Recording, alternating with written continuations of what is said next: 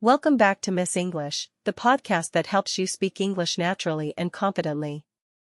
I'm Sarah. And I'm Alex. Great to be back. We have a really exciting topic for you today. That's right. Today we're talking about travel and holidays, one of the most popular conversation topics in English. Whether you're planning a trip abroad, going on holiday with your family, or just dreaming about your next adventure, this episode is for you. We'll cover vocabulary for airports, hotels, sightseeing, and food. So let's get started. Sarah, what's the most memorable trip you've ever taken? Oh, that's a great question.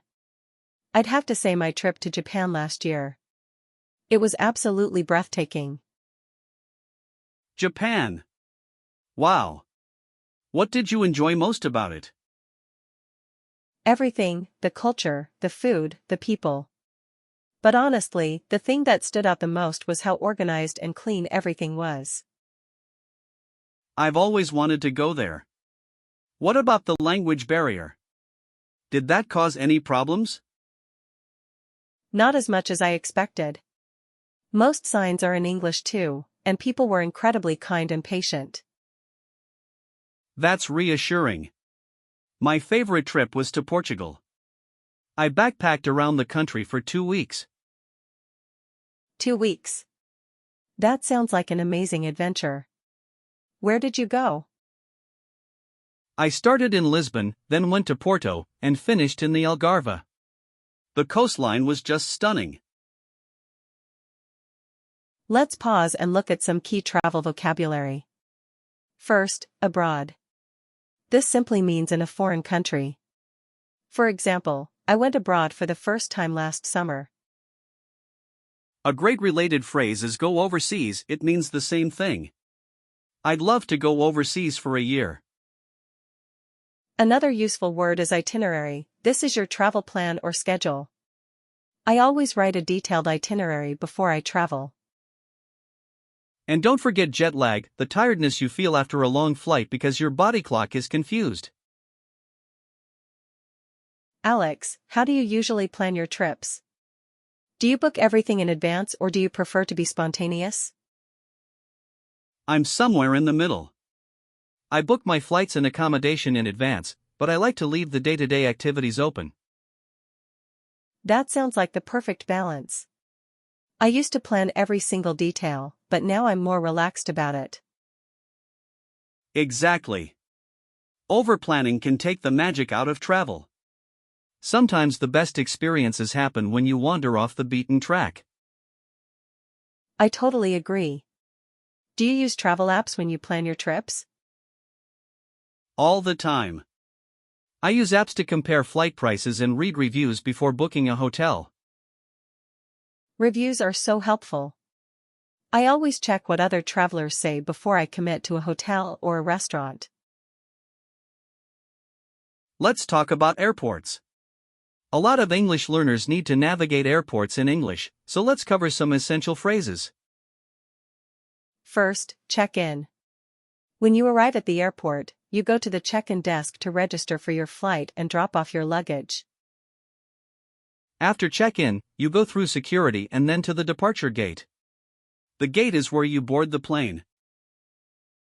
A very useful phrase is carry-on luggage. This is the small bag you take onto the plane with you.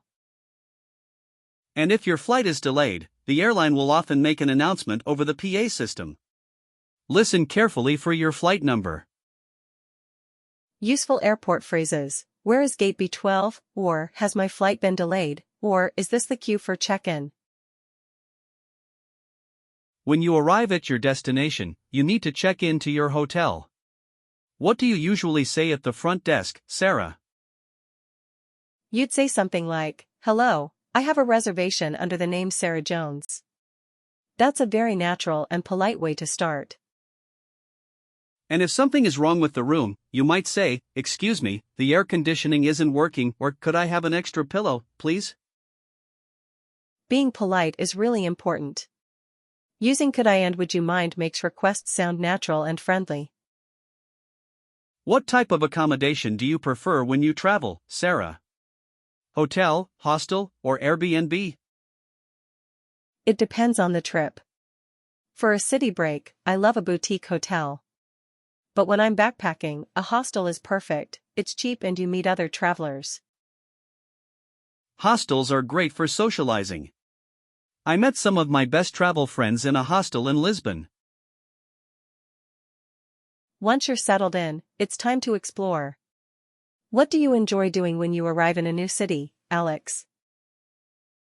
I always start by just walking around without a map. I love getting lost and discovering little cafes and hidden streets. That's so adventurous. I usually start with the top sites, museums, historic buildings, markets. Do you prefer guided tours or exploring on your own? I usually do a walking tour on the first day to get oriented, and then explore independently after that. Walking tours are brilliant. They're often free, you just tip the guide at the end if you enjoyed it. A helpful phrase when you're lost: "Excuse me, could you tell me how to get to the city center?" People are usually very happy to help. Now let's talk about food, one of the best parts of traveling. Sarah, do you try local food when you travel, or do you stick to familiar things? I always try the local food. For me, eating is one of the best ways to experience a new culture. Completely agree. In Portugal, I tried custard tarts and I was absolutely hooked. In Japan, I ate ramen from a tiny street stall and it was the best thing I've ever tasted. You can't get that experience in a tourist restaurant. Useful phrases for ordering food: "Could I see the menu, please?" and "What do you recommend?" are great starters. And if you have dietary restrictions, "I'm vegetarian" or "I'm allergic to nuts, could you check the ingredients?" Also, the bill, please, or in American English the check, please. Both are correct and understood everywhere. Food is such a universal connector. Even when there's a language barrier, sharing a meal brings people together. What a great conversation about travel and holidays, Sarah. Time for our vocabulary recap. Today we covered so many useful words and phrases.